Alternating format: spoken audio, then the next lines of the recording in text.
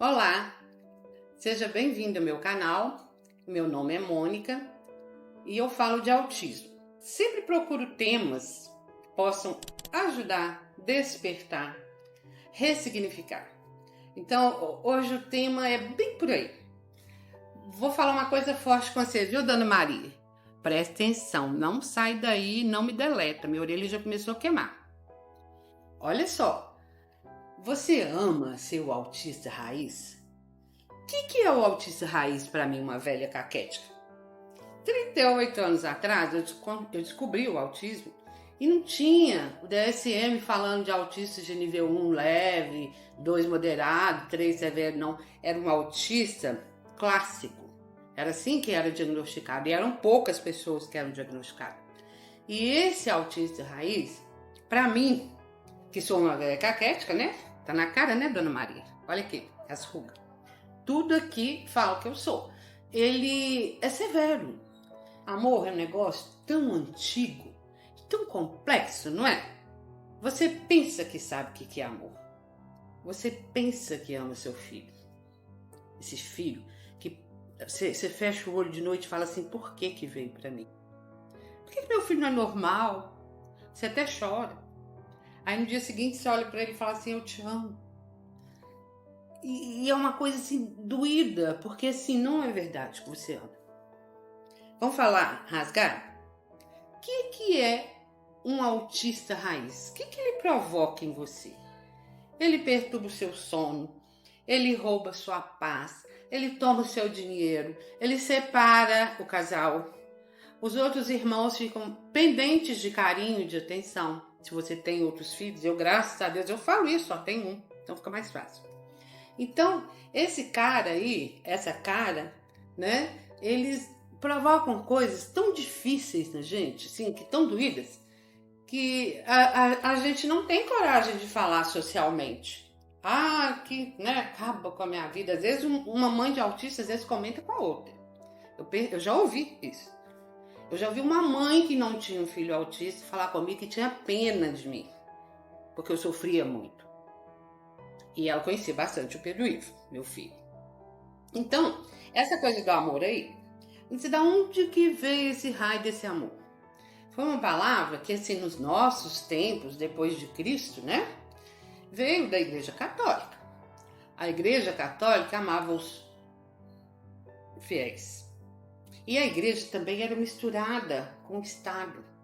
O rei e o bispo eram colados. Então, o rei amava os súditos. E que esse amor foi passando? É um amor de poder. Eu amo se você faz o que eu quero. Se você faz como eu gosto.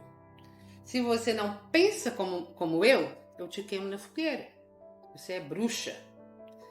Eu te dou chicotada. E se você me engole, eu vou na sua casa e tomo o dízimo, mesmo que você passe fome. Esse é o amor que foi difundido na nossa sociedade ocidental. Então, o amor é uma palavra que ficou misturada com poder. Então, quando eu falo que eu amo uma pessoa, mas eu quero que ela saia comigo nos lugares que eu gosto de ir, que ela corte o cabelo da forma como eu gosto. Ah, eu amo um homem moreno, 1,80 m, cabelo preto. Ah, ele tem que ser engenheiro. Senão, eu não amo. Então, essa coisa aí desse amar esse autista, difícil pra caramba. Difícil pra caramba. Eu vejo, por exemplo, o Pedro, vejo os colegas dele, as pessoas que têm a idade dele. Eles se trataram, a gente gastou um monte de dinheiro, mas a gente continua dando banho neles. A gente continua fazendo comida para eles, levando eles nos lugares. E são dependentes. Então, por exemplo, se eu quero sair de noite, eu tenho que arrumar alguma pessoa para ficar com meu filho em casa.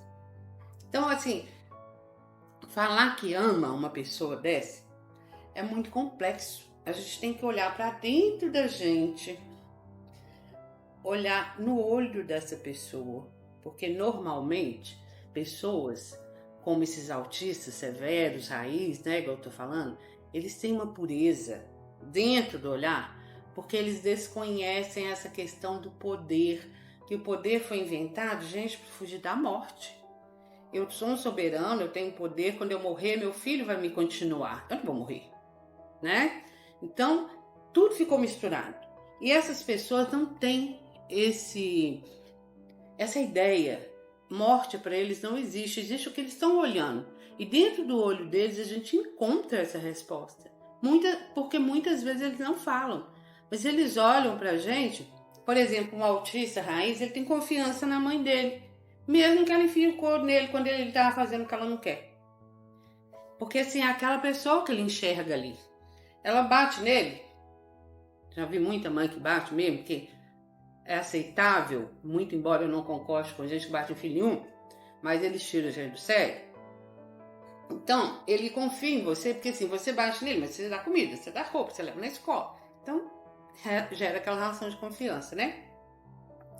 E o que a gente pode fazer? Porque eu gosto muito de perguntar sobre as coisas, de discutir sobre as coisas, mas eu gosto muito de tentar mostrar um caminho. Eu falei da igreja, falei do Estado, estou falando de uma pessoa que existiu, que é um ser de luz e que não tinha nada a ver com a igreja, com o Estado, e que eles usam o nome dele até hoje. Jesus. Jesus falou uma coisa que é assim, perfeito, pequenininho. Ama o próximo, ama a ti mesmo. Se eu me amo, todos os meus defeitos, gente, vocês não têm ideia do tanto de defeito que eu tenho. Eu não posso falar aqui que vai dar 200 horas de vídeo, eu não vou ter acabado nem a metade. Mas se eu me amo, assim como eu sou, quem é o próximo? Que geralmente, quando a gente tem um filho autista raiz, é o que está sempre mais perto da gente. É ele. Então, eu tenho que me amar como eu sou, que eu tenho mania de vestir roupa diferente para ir na igreja, roupa diferente para ir trabalhar, andar dentro de casa escrachada. Eu sou assim. Ele é escrachado, o meu filho, por exemplo, é escrachado o tempo inteiro. Não bota terno no pé do Ivo com etiqueta sem tirar, não, tá? Ele vai pular igual um mico de circo. E isso acontece com os outros autistas. Tem um autista aí que eu fui no show dele, o Deco, que é um autista de nível 1, faz show de comédia, stand-up. O Deco, esses dias, estava falando num vídeo dele. Etiqueta. O autista tem essas coisas, assim, que são várias. Elas são pequenas, uma etiqueta, tão pequena. Mas tem várias coisas que eles não são igual a gente, porque eles são diferentes. Essa questão que eu lancei aqui, passando vídeo, né? Que o autista não tem noção da morte. Faz ele ser muito milhões de vezes diferente da gente. Porque ele pensa no amor, ele sente o amor. É verdadeiro. Ele não quer me dominar por amor. Ele não quer mandar em mim por amor. Ele me quer. É diferente. Ô Mônica, e uma coisa legal que eu tô ouvindo você falar é que muito do que você está dizendo eu vejo também nas minhas filhas, entendeu? Que é esse eu quero você, independente de tantas coisas, né? Sim. E eu acho que a criança, o filho, tem isso com os pais, né? E muitas vezes nós é que temos que, vamos dizer, ter um trabalho maior para chegar nisso do que eles que já nasceram tendo. Quando o bebezinho nasce, né? Ele tá ali à sua mercê, né? Mais da mãe, hoje a cultura tá, graças a Deus, melhorando, também do pai, né? Mas essas são essas pessoas que geralmente estão mais próximas. Não sei esses milionários que sempre tem babá, né? Mas a nossa maioria da nossa população é média e baixa. Então sempre é com a gente mesmo, né? Então, todos os filhos são assim, né? Eu vejo, por exemplo, se eu for pensar, você falou questão de filho, né? Eu não tenho outro filho, mas eu tenho um sobrinho, que é o meu sobrinho mais velho que eu tenho como filho. Eu fui filha. A minha mãe, ela quis ser médica, não teve coragem. E ela queria que eu fosse médica, porque eu seria o retrato dela. Eu tenho 2 irmãos médicos e não satisfizeram totalmente a vontade dela. Eu que tinha que ser. Porque era uma mulher sendo médica, como a coragem dela não chegou lá, né? E essas coisas, elas dificultam o amor de verdade. Esse amor de amar o próximo. Porque, gente, o próximo é o próximo. Ele não vai fazer medicina porque eu não fiz, não. E pode fazer. E se ele fizer porque eu quis que ele fez, ele não vai ser feliz. Agora, se ele fizer, porque ele também gosta de medicina, também acha legal ser médico. Ok, salvaram-se os dois, né? O dueto aí pode cantar num triatlon, como diz o outro, que é o meu sobrinho mais velho, é triatleta, esse que eu falei aqui. Então, é isso aí. Essa é uma fórmula, assim, eu falo que é simples, mas eu demorei, assim, quase um milênio para chegar nisso aí. Porque eu bati muito de frente com o Pedro, muito. Ô, Mônica, aí uma pergunta para você, né? E como lidar com o desamor que outras pessoas demonstram com relação ao seu filho e com relação a você, inclusive? Porque as pessoas também têm isso. Né? Não dá, não seja tão polêmica, não dá para polemizar o tempo todo. É aí que é o limite da coisa, né? Eu sei que muita gente tem dificuldade, né, com esse tipo de gente. É comum, porque o normal da gente ver por aí é a gente andando normalmente na rua, 70% da população. Hoje, por causa das leis, está aumentando as pessoas que têm alguma diferença, né? A gente tem visto mais. Mas assim, é mais difícil.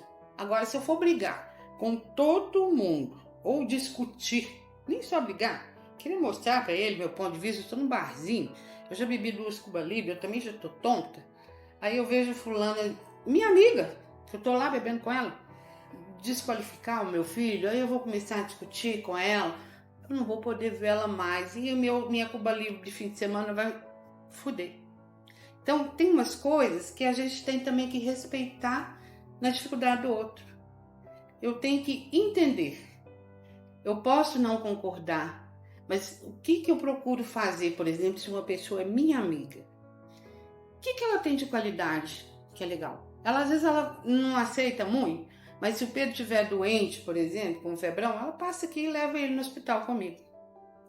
Então, você aprende, é uma questão de inteligência, de vivência, é uma coisa assim que você começa a olhar para que aquele próximo pode te dar.